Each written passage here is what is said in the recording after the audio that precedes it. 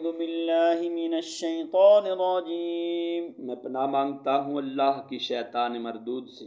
بسم اللہ الرحمن الرحیم۔ شروع اللہ کے نام سے جو بڑا مہربان نہایت رحم کرنے والا ہے۔ ان فی خلق السماوات والارض واختلاف اللیل والنہار والفلک التي تجری فی البحر بما ينفع الناس وما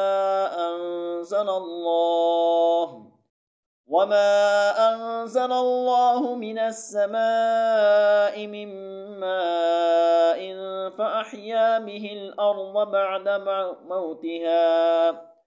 بعد موتها وبث فيها من كل دابة وتصريف الرياح والسحاب المسخر بين السماء والأرض لآيات لقوم يعقلون۔ آسمانوں اور زمین کی پیدائش، دن رات کا ہیر پھیر، کشتیوں کا لوگوں کو نفع دینے والی چیزوں کے لیے ہوئے سمندر میں چلنا، آسمان سے پانی اتار کر مردہ زمین کو زندہ کر دینا، اس میں ہر قسم کے جانوروں کو پھیلا دینا، ہواؤں کے رخ بدل دینا، اور بادل جو آسمان اور زمین کے درمیان مسخر ہیں، ان میں عقل مند لوگوں کے لیے قدرت الہی کی نشانیاں ہیں۔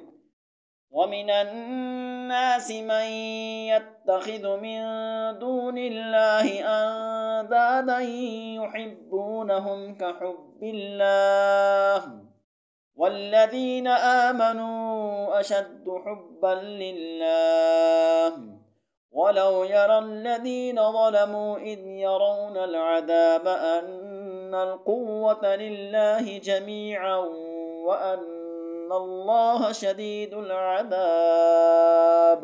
بعض لوگ ایسے بھی ہیں جو اللہ کے شریک اوروں کو ٹھہرا کر ان سے ایسی ہی محبت رکھتے ہیں جیسی محبت اللہ سے ہونی چاہیے، اور ایمان والے اللہ کی محبت میں بہت سخت ہوتے ہیں۔ کاش کہ مشرک لوگ جانتے، جب کہ اللہ کے عذاب کو دیکھ کر جان لیں گے کہ تمام طاقت اللہ ہی کو ہے، اور اللہ تعالی سخت عذاب دینے والا ہے۔ اذ تبرأ الذين اتبعوا من الذين اتبعوا ورأوا العذاب وتقطعت بهم الأسباب۔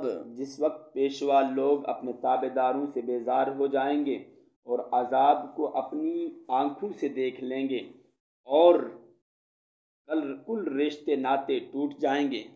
وقال الذين اتبعوا لو أن لنا كرة فنتبرأ منهم كما تبرؤوا منا كذلك يريهم الله أعمالهم حسرات عليهم وما هم بخارجين من النار۔